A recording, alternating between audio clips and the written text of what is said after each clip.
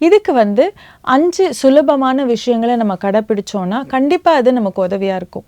முதல் விஷயம், நம்ம வந்து ரொம்ப ஹெல்த்தி பவுண்ட்ரி செட் பண்ணணும்.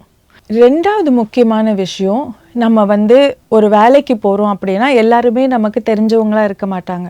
அப்போ அந்த மாதிரி நேரத்தில் we should be open to authentic feedbacks. 3வது, செட் ரியலிஸ்டிக் எக்ஸ்பெக்டேஷன்ஸ்.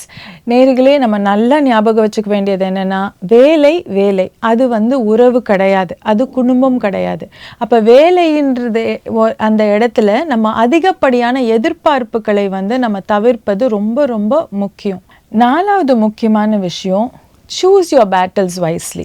வேலையில் கண்டிப்பாக அது குடும்பம், நான் முன்னாடியே சொன்ன மாதிரி அது குடும்பம் கிடையாது, அது வந்து நம்ம எல்லாம் சேர்ந்து ஒரு விஷயத்துக்காக ஒன்றாய் சேர்ந்து உழைக்கிற ஒரு விஷயமா இருக்குது. நேர்களே, கடைசியான 5வது விஷயம் என்னன்னா, நம்ம அந்த வேலைக்கு போகிறதுக்கு ஏதோ ஒரு பிரதானமான காரணம் இருக்கும்.